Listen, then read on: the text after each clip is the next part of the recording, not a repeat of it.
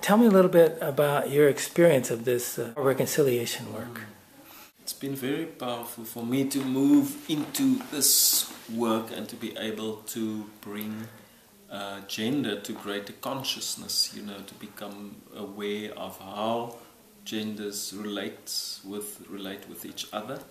But also coming from an LGBTI experience as a gay man, it's been very powerful to be with others, women and men together, to unpack some of the issues that affects us and that we don't get to speak about often enough, and to be able to work through them and voice them and explore possibilities for reconciliation and peace between genders and on this level. The privilege that goes with being a man and the power that comes with it, that's been used to exclude not only women but then also people of LGBTI orientation through the ages, and that has caused, of course, lots of hurt and pain and has really never been addressed, never had the opportunity to be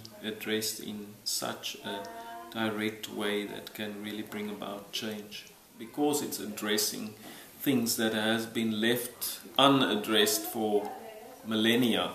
It needs this strong foundation of the spiritual work that goes with it and that is really foundational to it.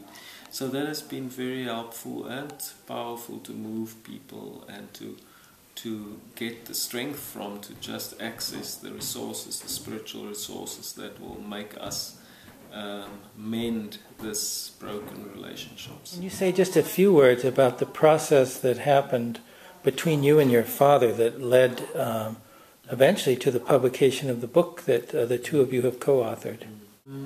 My dad, being a Dutch Reformed minister himself, having been in the leadership of the Dutch Reformed Church and now retired, it's been an issue for him that I am gay and came out as such, and it had to be a journey between us that he was also willing to undergo with me, to really talk through and to get to know a totally different experience, that of a gay experience.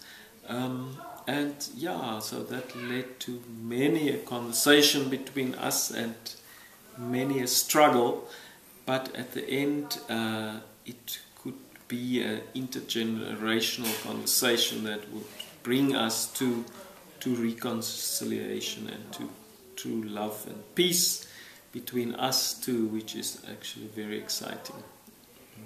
And then that led to a publication of a book in Afrikaans, which is the title, and translated into English would be what? Speaking Beyond Boundaries or Borders. Beautiful. Yeah. That's beautiful. You lost your ministry in the church for a time. You then appealed to the church. And when was that reinstated? About 2 years ago now. I've finally been reinstituted after having appealed twice, and to the highest body in the church, being the General Assembly. They finally did grant my appeal, so I've been reinstated, but that makes me basically the only out-gay minister in the Dutch Reformed Church.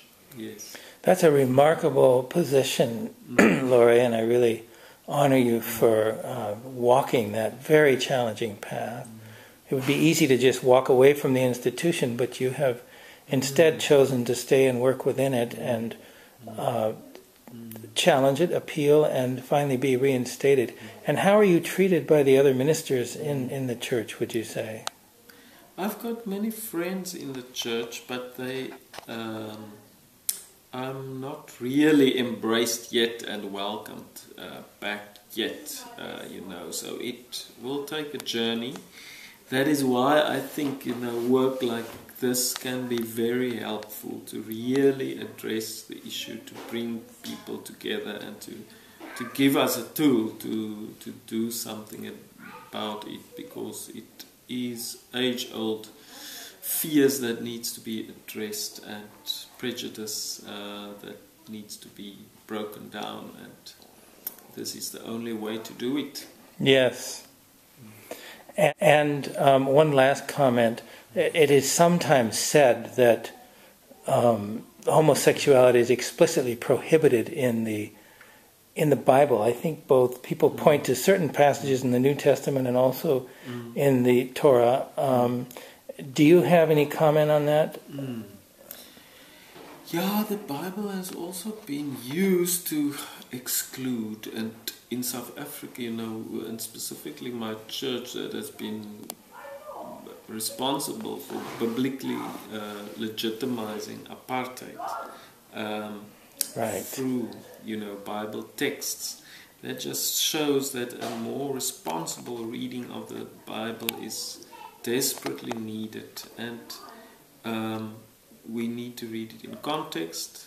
We need to read it also through people, rather than only black and white letters that really hurts people and continue to hurt and exclude them. And I think together, by reading it together, we can grow into a better and more responsible understanding of it, that will really enable us to live out the heart of the Bible and the gospel and the life of Jesus, which is about love and unconditional acceptance. And loving your neighbor as yourself. Absolutely. Well, thank you very much, Laurie. It's a joy to speak with you, and it's a real privilege for us to include you as one of our trained facilitators.